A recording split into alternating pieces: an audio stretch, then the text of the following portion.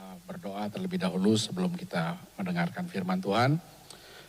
Bapa yang kami kenal di dalam nama Tuhan Yesus Kristus, kami datang menyembah-Mu pagi hari ini lewat pujian, lewat penyembahan kami. Biarlah ini menyenangkan hati Tuhan yang keluar dari hati kami yang paling dalam, sebagai tanda pengagungan kami bahwa Engkau Allah yang kami sembah, Allah yang dahsyat, Allah yang luar biasa, Allah yang kekal, Allah yang ajaib.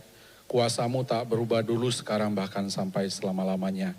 Kami bersyukur boleh mengenal Engkau, dan kami rindu hidup kami selalu menyenangkan hati-Mu selalu. Sebentar kami mau dengar firman Tuhan, berkati hamba, berkati kami semua. Biarlah lewat kebenaran firman pada pagi hari ini, kami semakin mengenal-Mu lebih dalam dan lebih dalam lagi. Terima kasih Bapa, terpujilah nama-Mu dalam nama Tuhan Yesus. Kami sambut kebenaran firman-Mu. Haleluya, bersama-sama kita katakan amin. Ya, puji Tuhan, shalom ibu bapak saudara yang berada di rumah. Senang kita boleh beribadah walaupun yang di rumah secara online. Dan kepada kita semua yang di tempat ini, puji Tuhan kita boleh hadir kembali untuk boleh bersekutu bersama, meninggikan Tuhan, mengagungkan Tuhan. Karena Tuhan kita itu adalah Tuhan yang dahsyat, Tuhan yang ajaib. Ya, saya memberikan tema khotbah saya hari ini, Great is our God. Sama-sama kita baca, 1, 2, 3, Great is our God. Ya, saya mengajak kita membaca Alkitab kita dari Mazmur 139. Ya, Mazmur 139 kita baca bersama-sama, ayat 1 sampai 24. Yang sudah ketemu katakan amin. Ya, doa di hadapan Allah yang Maha Tahu untuk pemimpin biduan Mazmur Daud. 1, 2, 3. Tuhan, Engkau menyelidiki dan mengenal aku. Engkau mengetahui kalau aku duduk atau berdiri. Engkau mengerti pikiranku dari jauh. Engkau memeriksa aku kalau aku berjalan dan berbaring. Segala jalanku Kau maklumi. Sebab sebelum lidahku mengeluarkan perkataan, sesungguhnya semuanya telah Kau ketahui ya Tuhan. Dari belakang dan dari depan Engkau mengurung aku, dan Engkau menaruh tangan-Mu ke atasku. Terlalu ajaib bagiku pengetahuan itu, terlalu tinggi, tidak sanggup aku mencapainya. Ayat 7, kemanakah aku dapat pergi menjauhi roh-Mu? Kemanakah aku dapat lari dari hadapan-Mu? Jika aku mendaki ke langit, Engkau di sana. Jika aku menaruh tempat tidurku di dunia orang mati, di situ pun Engkau. Jika aku terbang dengan sayap fajar dan membuat kediaman di ujung laut, juga di sana tangan-Mu menuntun aku dan tangan kanan-Mu memegang aku. Jika aku berkata, biarlah kegelapan saja melingkupi aku dan terang sekelilingku menjadi malam, maka kegelapan pun tidak menggelapkan bagimu dan malam menjadi terang seperti siang. Kegelapan sama seperti terang. Ayat 13, sebab Engkau yang membentuk buah pinggangku, menenun aku dalam kandungan ibu. Aku bersyukur kepadamu karena kejadianku dahsyat dan ajaib. Ajaib apa yang Kau buat dan jiwaku benar-benar menyadarinya.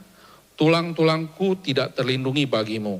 Ketika aku dijadikan di tempat yang tersembunyi dan aku direkam di bagian-bagian bumi yang paling bawah, matamu melihat selagi aku bekal anak, dan dalam kitab-Mu semua tertulis hari-hari yang akan dibentuk sebelum ada satu pun daripadanya. Dan bagiku betapa sulitnya pikiran-Mu ya Allah, betapa besar jumlahnya. Jika aku mau menghitungnya, itu lebih banyak daripada pasir. Apabila aku berhenti, masih saja aku bersama-sama Engkau. Sekiranya Engkau mematikan orang fasik ya Allah, sehingga menjauh daripadaku penumpah-penumpah berdarah, yang berkata-kata dusta terhadap Engkau dan melawan Engkau dengan sia-sia. Masakah aku tidak membenci orang-orang yang membenci Engkau ya Tuhan, dan tidak merasa jemu kepada orang-orang yang bangkit melawan Engkau? Aku sama sekali membenci mereka, mereka menjadi musuhku. Selidiki aku ya Allah dan kenalah hatiku. Ujilah aku dan kenalah pikiran-pikiranku. Lihatlah apakah jalanku serong dan tuntunlah aku di jalan yang kekal. Ya, sedemikian jauh pembacaan firman Tuhan. Yang berbahagia adalah orang yang membaca dan merenungkan dan melakukan firman itu di dalam kehidupan sehari-hari. Ya, ini merupakan mazmur yang ditulis oleh Raja Daud. Dia sudah memiliki pengalaman yang begitu luar biasa bersama Tuhan. Pengalaman yang indah, pengalaman yang pahit, pengalaman bagaimana dia diproses oleh Tuhan sehingga dia mengalami begitu banyak perjumpaan dengan Tuhan, dan dari situlah tertulis mazmur berupa doa di hadapan Allah. Dia mengungkapkan betapa besarnya, betapa ajaibnya, betapa suci, betapa agungnya Tuhan yang dia sembah. Tuhan yang pencipta alam semesta, bumi dan alam semesta. Dan dia kuasanya tak berubah dulu, sekarang, bahkan sampai selama-lamanya. Great is our God. Nah, dari ayat-ayat ini saya melihat ada begitu banyak bukti yang membuktikan bahwa Tuhan yang kita sembah itu Tuhan yang luar biasa. Yang mengerti katakan amin. Bukti yang pertama adalah Tuhan Maha Tahu. Sama-sama katakan Tuhan Maha Tahu. Dalam ayat 1 sampai ayat ke-6 di Mazmur 139 tadi dikatakan, Tuhan, Engkau menyelidiki dan mengenal aku. Engkau mengetahui kalau aku duduk atau berdiri. Engkau mengerti pikiranku dari jauh. Engkau memeriksa aku kalau aku berjalan dan berbaling. Segala jalanku kau maklumi. Sebab sebelum lidahku mengeluarkan perkataan, sesungguhnya semuanya telah kau ketahui ya Tuhan. Dari belakang dan dari depan engkau mengurung aku dan engkau menaruh tanganmu ke atasku. Terlalu ajaib bagiku pengetahuan itu. Terlalu tinggi, tidak sanggup aku mencapainya. Tuhan itu mengenal, Tuhan itu mengetahui segalanya. Yang mengerti katakan amin.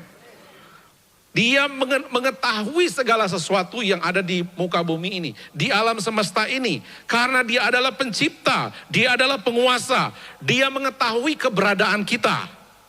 Dia mengetahui kalau kita duduk, kalau kita berdiri, Tuhan tahu.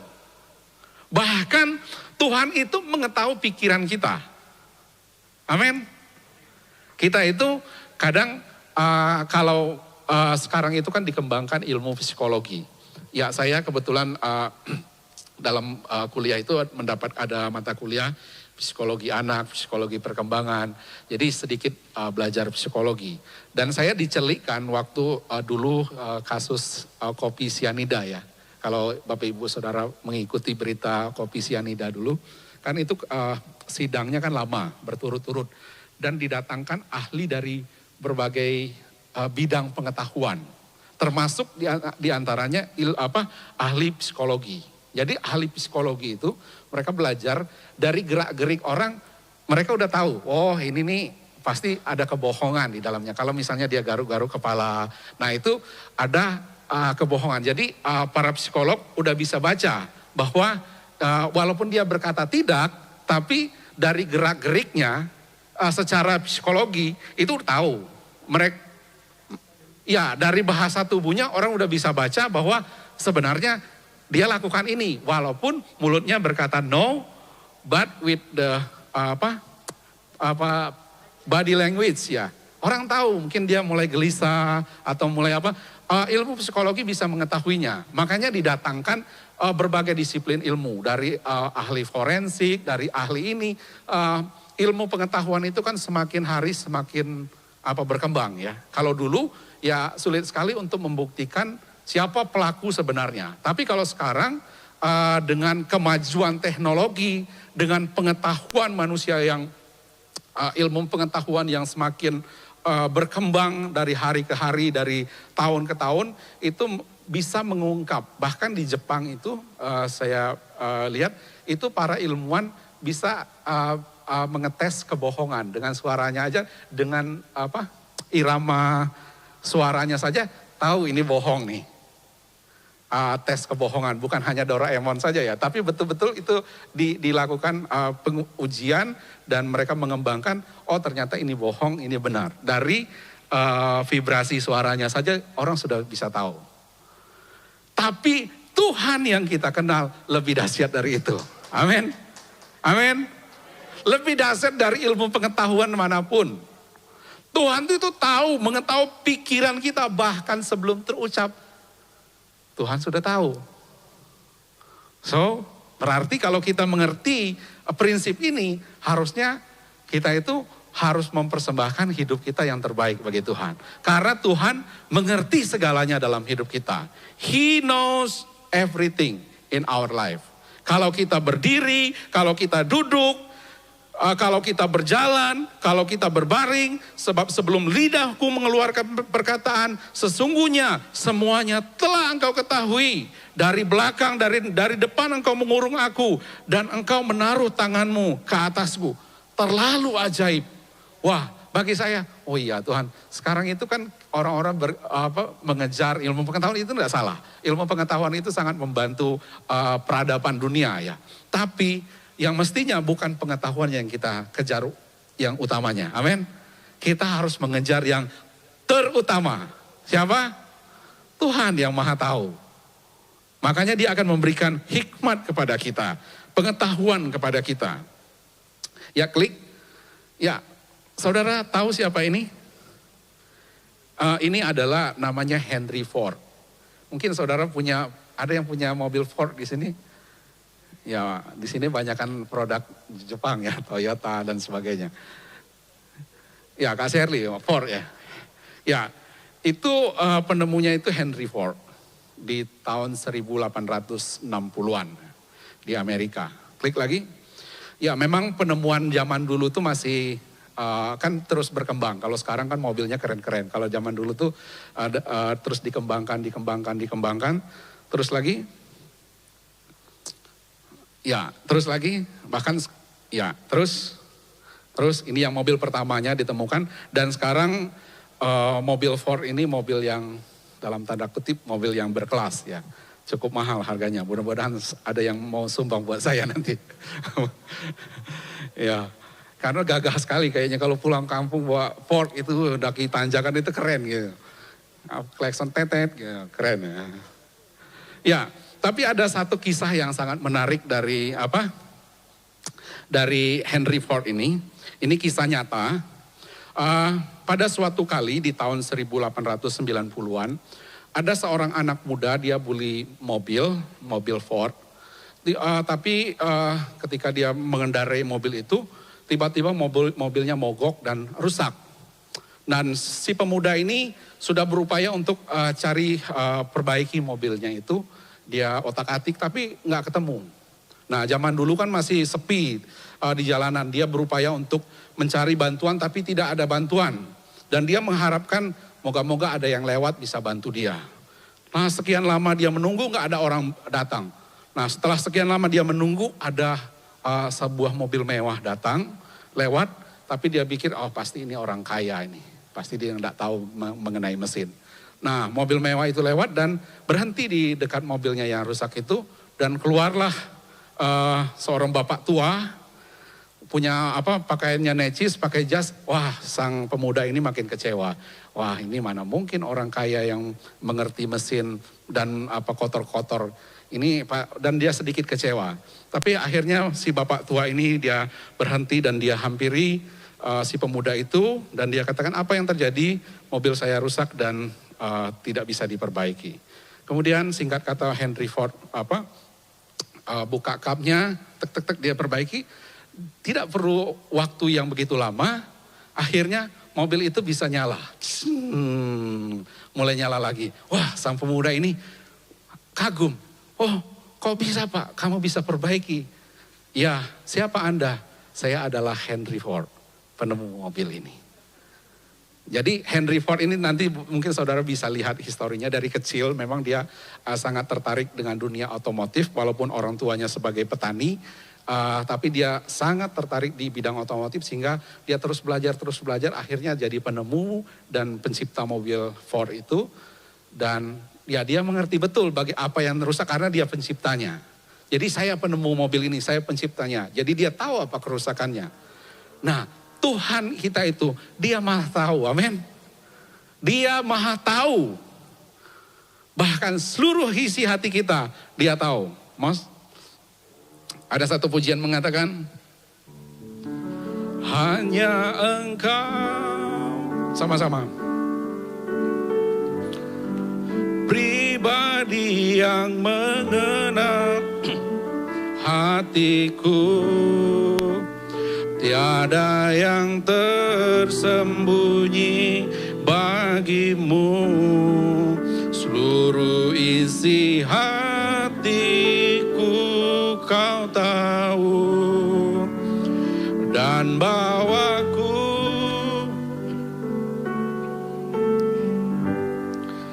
untuk lebih dekat lagi padamu, tinggal dalam indahnya dekapan kasih-Mu. Sekali lagi katakan, hanya Engkau pribadi yang mengenal hatiku. Hanya Engkau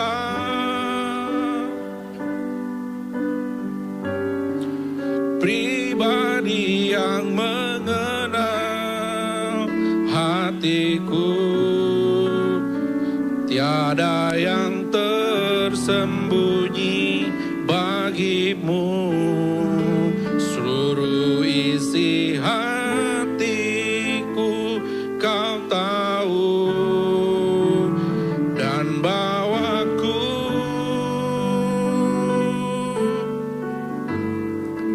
untuk lebih dekat lagi padamu, tinggal dalam indahnya dekapan kasih-Mu. Tuhan yang kita sembah adalah Tuhan yang Maha Tahu. Ibrani pasal 4 ayat 13 dikatakan, dan tidak ada satupun makhluk dan tidak ada satu makhluk pun yang tersembunyi di hadapannya. Sebab segala sesuatu telanjang dan terbuka di depan mata Dia, yang kepadanya kita harus memberikan pertanggungjawaban. Jadi kalau kita mengerti esensi bahwa God is omniscience, Dia Maha Tahu, Dia Maha Mengerti, kita harus mempersembahkan hidup kita sebagai persembahan yang hidup, yang kudus, dan yang berkenan di hadapan Tuhan. Sebagai persembahan yang sejati. Kita tidak bisa berbohong, orang lain mungkin kita bisa bohongi. Kita bisa berkamuflase, tapi di hadapan Allah sesungguhnya kita ini telanjang sesuai apa yang dikatakan dalam Ibrani. Dan kita harus memberi pertanggungjawabannya nanti ketika kita menghadap Tuhan pada hari penghakiman. Kita bersyukur kepada Tuhan karena Tuhan yang kita sembah adalah Tuhan yang Maha Tahu, Maha Mengerti. Yang kedua, apa buktinya kalau great is our God? Begitu luar biasa Allah kita. Yang kedua, Tuhan Maha Hadir. Sama-sama katakan Tuhan Maha Hadir. Lebih antusias, 1, 2, 3. Tuhan Maha Hadir. Ayat 7 sampai 12 dikatakan, kemanakah aku dapat pergi menjauhi roh-Mu? Kemanakah aku dapat lari dari hadapan-Mu? Jika aku mendaki ke langit, Engkau di sana. Jika aku menaruh tempat tidurku di dunia orang mati, di situ pun Engkau. Jika aku terbang dengan sayap fajar dan membuat kediaman di ujung laut, juga di sana tangan-Mu menuntun aku dan tangan kanan-Mu memegang aku. Jika aku berkata, biarlah kegelapan saja melingkupi aku dan terang sekelilingku menjadi malam, maka kegelapan pun tidak menggelapkan bagimu dan malam menjadi terang seperti siang, kegelapan sama seperti terang. Tuhan Maha Hadir. God is omnipresent. Dia hadir dimanapun kita berada. Tidak ada tempat yang aman buat kita bersembunyi. Sekalipun di dunia orang mati, Tuhan ada di sana. Sekalipun kita terbang ke atas angkasa sana, mungkin bagi orang bersembunyi di planet apa, Tuhan ada di sana. Tuhan hadir. Jadi kalau sekarang orang kalau dia melakukan kejahatan dia bisa bersembunyi. Kalau saya mungkin bisa pulang kampung, saya mengungsi ke hutan sana, berkebun. Mungkin orang nggak tahu, saudara nggak tahu tempat saya bisa pergi ke hutan sana. Tapi Tuhan ada di sana, Tuhan hadir di sana. Amin. Kita terbang sebagai sayap fajar, kecepatan itu kita lari secepat cahaya. Tuhan juga ada. Tidak ada tempat bagi kita bersembunyi di hadirat Tuhan. Tuhan mengerti, Tuhan mengenal, Tuhan hadir. Itu membuktikan bahwa Tuhan tak terbatas. Kita terbatas sifatnya.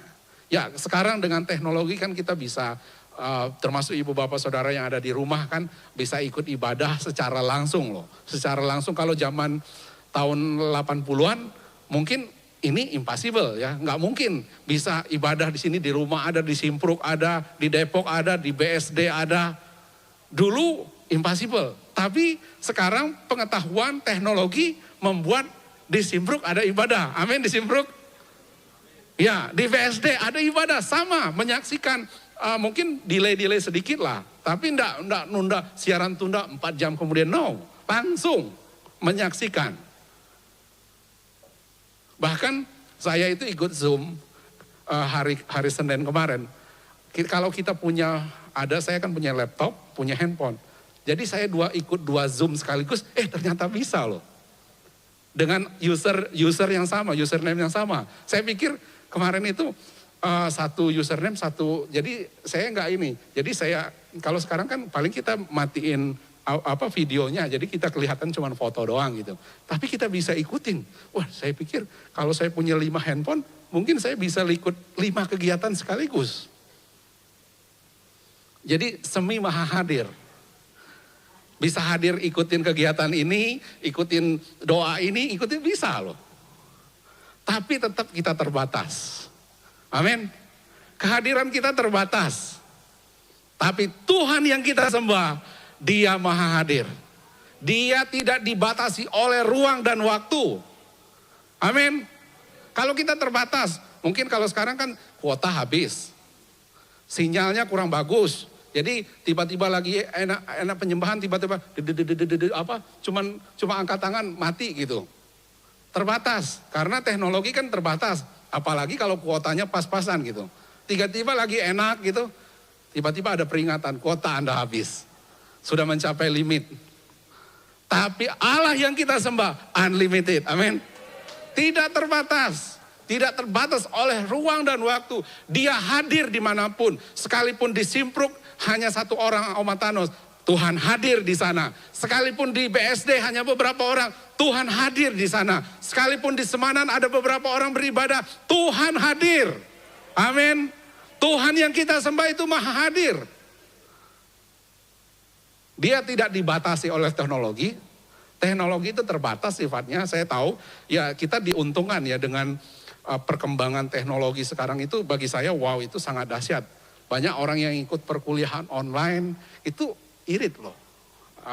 Saya juga lagi ikut kelas juga, itu irit loh. Kalau misalnya yang lagi ikut MTC, mesti datang ke Kelapa Gading, macet-macet ria, terus pulang capek udah malam. Tapi kalau sekarang Kak Rosa kan tinggal nyalain laptop, tinggal 4 jam, bisa. Bahkan kalau saya lagi ngurus anak-anak, saya bisa sambil nyuapin anak gitu makan. Yang penting kan di mute, jangan sampai kita nyuapin anak kelihatan juga gitu. Dimatiin dulu videonya misalnya, jadi kita tetap bisa dengerin. Bahkan sambil nyupir, sambil naik motor, bisa ikutin kelas apa. Sekarang kan banyak marketing, menjual apa gitu, ada kelas-kelasnya, ikutin supaya menambah pengetahuan kita. Ya, dengan teknologi sekarang saya merasa sangat terbantu. Bahkan kita sekarang kan sudah mulai rekam, kita kayak khotbah seperti gini kan. Oh, saya dengerin lagi, saya masih kurangnya di sini. Mungkin poin-poin yang ini jadi semacam bahan evaluasi juga buat saya pribadi. Jadi, tapi Tuhan yang kita sembah itu lebih dahsyat dari itu. Amin. Lebih canggih daripada smartphone yang Anda punya. Wah, kalau Anda tuh bisa cari jalan dari smartphone bisa. Kalau saya sekarang misalnya disuruh pergi ke sana, saya nggak tahu jalannya. Tinggal GPS, belok kiri, 300 meter, belok kanan. Ikutin aja. Ya kalau punya mobil lebih enak lagi kan, ya sudah. Tapi kalau belum punya mobil pakai motor, tinggal pasang handset aja. Kita mau disuruh kemana, saya pasti bisa dapatkan tempatnya dengan bantuan GPS. Bahkan sampai ke misalnya di Bogor sana, bisa. Tinggal kita ikutin aja apa kata GPS. 200 meter belok kanan. Oh, ada kecelakaan di sana, ambil jalan tikus, tahu semua. Tapi tetap ada batasnya. Kalau tiba-tiba baterainya habis, nah mau tanya sama siapa? Ngecas dulu, tiba-tiba di sana udah bubar acaranya. Tapi Tuhan kita lebih dahsyat dari itu. Amin, kita bersyukur untuk Tuhan yang maha hadir. Tuhan ada di sekeliling kita, dimanapun kita berada. Jadi tidak bisa kita bersembunyi dari Tuhan. Jadi dengan kita menyadari bahwa Tuhan yang kita sembah itu maha hadir, maha kuasa, maha ajaib, membuat kita akan menjadi semakin sadar dalam hidup ini bahwa kita tidak perlu main-main lagi. Ada Tuhan yang melihat kita. Ada satu pujian dikatakan ini pujian lama. Kemanakah aku dapat pergi menjauhi roh-Mu Tuhan. Ku berlari mendaki ke langit, namun Engkau ada di sana. Aku terbang dengan sayap fajar, diam di ujung bumi. Namun tangan-Mu menuntunku selalu, bawaku mendekat padamu. Engkau Tuhan Allah Maha Tahu, betapa dahsyatnya kuasa-Mu, hadirat-Mu kini penuhiku, bawaku mendekat padamu. Sekali lagi dari awal, ini liriknya sangat bagus. Kemanakah aku dapat pergi menjauhi roh-Mu Tuhan. Ku berlari mendaki ke langit, namun Engkau ada di sana. Aku terbang bagai raja fajar, diam di ujung bumi. Namun tangan-Mu menuntunku selalu, bawaku mendekat padamu. Engkau Tuhan Allah Maha Tahu, betapa dahsyatnya kuasa-Mu, hadirat-Mu kini penuhiku,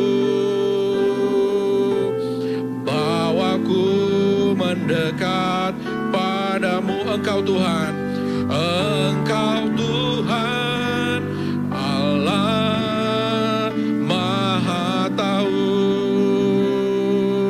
betapa dahsyatnya kuasa-Mu, hadirat-Mu kini penuhiku,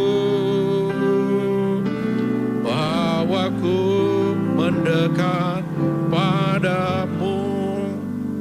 Kita bersyukur kepada Tuhan bahwa Tuhan yang kita sembah bukan hanya Tuhan yang maha tahu, tetapi juga Dia adalah Tuhan yang maha hadir.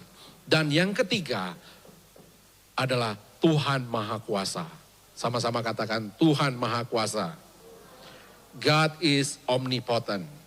Mazmur 139 ayat 13 sampai 18. Sebab engkaulah yang membentuk buah pinggangku, menenun aku dalam kandungan ibuku. Aku bersyukur kepadamu karena kejadianku dahsyat dan ajaib. Ajaib apa yang kau buat dan jiwaku benar-benar menyadarinya. Tulang-tulangku tidak terlindungi bagimu. Ketika aku dijadikan di tempat tersembunyi dan aku direkam di bagian bumi yang paling bawah. Matamu melihat selagi aku bekal anak dan dalam kitabmu tertulis hari-hari yang akan dibentuk sebelum ada satupun daripadanya. Dan bagiku betapa sulitnya pikiranmu ya Allah, betapa besar jumlahnya. Jika aku mau menghitungnya, itu lebih banyak daripada pasir. Apabila aku berhenti, masih saja aku bersama-sama engkau. God is omnipotent. Dia adalah Allah yang maha kuasa, maha segalanya. Menciptakan dari yang tidak ada menjadi ada. Amin. Ya, saya sekarang kan jadi petani durian kan. Ya, sekarang. Ya, saya lagi belajar bahwa kalau zaman dulu untuk mau makan durian itu butuh puluhan tahun, bahkan 15 tahun baru berbuah. Gitu. Tapi sekarang orang itu semakin canggih. Jadi kalau dulu bisa 15 sampai 20 tahun, tapi sekarang bisa 5 tahun durian itu udah bisa berbuah. Bahkan dari satu pohon durian itu kita bisa kembangkan dengan cara okulasi atau stek. Itu satu pohon itu bisa buahnya musangking, bisa bauer, bisa duri hitam, bisa. Saya lihat, wih, dahsyat juga ya. Sekarang para pakar-pakar pertanian ya, itu insinyur pertanian tuh sudah bisa mengembangkan gitu. Jadi nanti kalau mission trip bisa mau makan apa? Musangking, petik di pohon ini. Mau makan apa? Durian Bangkok, misalnya, ada lagi gitu. Tapi Tuhan kita itu menciptakan dari yang tidak ada menjadi ada. Itu yang membuktikan bahwa Tuhan itu maha kuasa. Amin. Kalau kita itu terbatas sekali sifatnya. Kita tidak penemu-penemu itu sudah ada bahannya sebelumnya. Termasuk Henry Ford tadi. Tapi kalau Tuhan yang kita sembah itu adalah Tuhan yang maha kuasa. Dia begitu powerful. Dia tidak terbatas oleh apapun juga.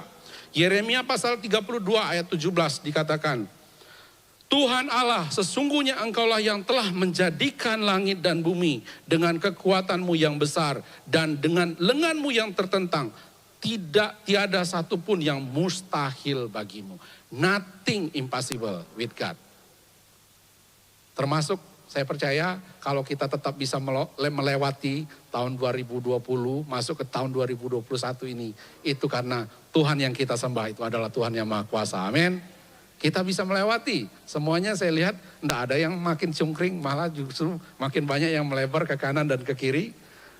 Itu membuktikan bahwa kita diberkati Tuhan. Amin. Enggak ada yang kekurangan makan. Amin. Tuhan itu maha kuasa sekalipun dunia sekarang memang resesi. Ya, sekarang itu ya mungkin ya keadaannya tidak kondusif seperti dulu. Sulit mendapatkan bahkan banyak perusahaan-perusahaan yang mem-PHK karyawannya. Tapi saya lihat jemaat di Gloria semakin diberkati Tuhan. Amin. Amin. Coba senggol kanan kirinya. Saya melihat kamu semakin makmur. Puji Tuhan. Itu membuktikan bahwa Tuhan yang kita sembah, Tuhan yang maha kuasa.